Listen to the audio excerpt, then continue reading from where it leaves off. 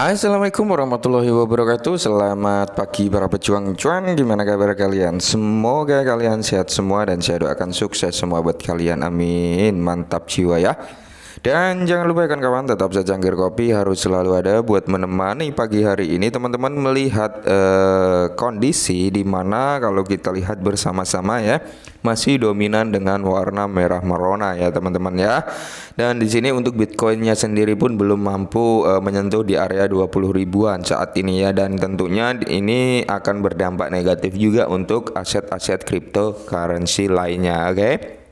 Nah, di kesempatan pagi hari ini teman-teman langsung saja kita akan membahas suatu berita di mana ini datang dari Launch ya, yang mendapatkan sedikit pro dan kontra gitulah untuk Luna Classic ini, di mana kalau kita lihat Luna Classic ya, dia berada di area 26773 mengalami mengalami penurunan 1,29%. Nah, dan kalau kita lihat dari chart mingguannya ya seperti ini teman-teman ya. Kita perbesar sedikit kalau bisa ya. Nggak bisa ternyata, ya udah mentok begini kan. Nah ini ya, enak sekali. Oke, kalau kita lihat secara overall mingguan ini ya teman-teman ya, dimana sejak dia runtuh gitu ya kan. Nah dia kalau menurut saya pribadi nggak akan menyentuh di area sini teman-teman, di area bawah sini ya, karena kalau kita lihat abis dia naik terus dia koreksi sampai sinilah, dia naik lagi ya kan, dia koreksi lagi tapi nggak menyentuh harga bawah sini lagi ya kan, tapi di atasnya gitu. Nah habis itu dia naik sampai ATH lah, ATH di mana udah crash gitu, dan dia turun koreksi, naik dikit koreksi gitu. Paling kalau dia koreksi di area sini teman-teman ya, di area di area sinilah ya, area sini. Oke, nah di area sini teman-teman ya, ini oke. Nah mungkin di area-area situ nggak bakal menyentuh di area bawahnya lagi gitu kalau menurut saya pribadi, entah di 14 ya kan, atau di area 12, kurang lebih di area-area itu teman-teman. Nggak mungkin dia menambah ke bawah lagi lah kalau menurut saya pribadi seperti itu. Oke, nah di sini teman-teman untuk Luna Classic pengurangan pajak yang tadinya 1,2% menjadi 0,2% bisa dikatakan sudah lulus voting ya teman-teman. Karena apa? Di sini akun daripada ini ya teman-teman, LaunchDAO ya, dari Classic Crypto, dan di sini dia bilang ya bahwasanya breaking news, usulan baru Launch untuk menurunkan pajak on-chain menjadi 0,2% dan memberikan 10% ke kumpulan komunitas sekarang melewati ambang lulus.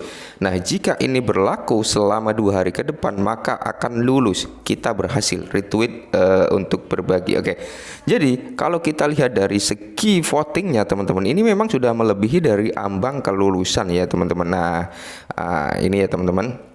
Untuk dukungan untuk pemilihan dia mendapatkan 78,14%. Terus di sini untuk penolakannya ya itu 3,44% dan abstain 15,44%, dan di sini no with vote 2,97%, alias bisa dikatakan suara tertinggi mendukung daripada pengurangan pajak Luna Classic yang tadinya 1,2% menjadi 0,2%. Cuman perlu teman-teman ingat, ini belum diaktifkan gitu, hanya dari segi votingnya dia sudah melulusi ambang batas gitu teman-teman. Dan jika ini bertahan selama 2 hari nggak ada gejolak lain, maka secara otomatis ini akan lulus teman-teman, seperti itu ya. Jadi dari mana ya?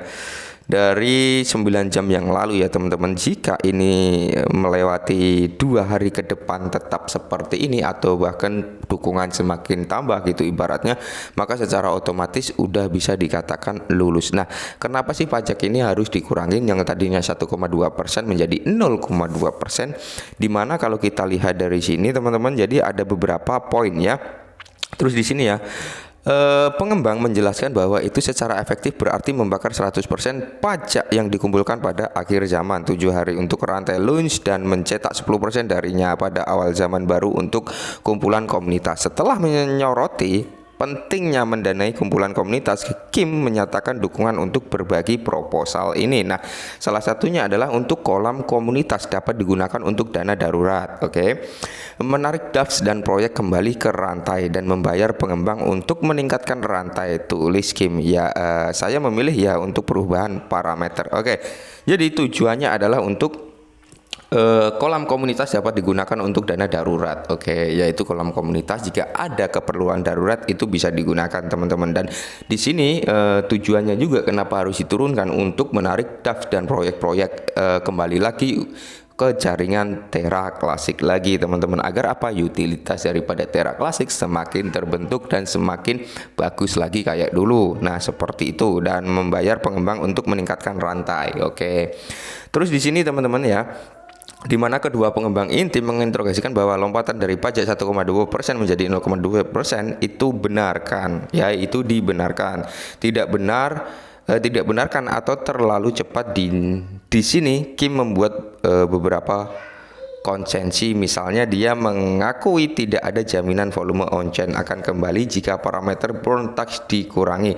Dia juga mengakui bahwa data saat ini menggunakan analisis regresi tidak menunjukkan bahwa volume on-chain akan naik dalam waktu dekat dengan parameter saat ini. Nah, jadi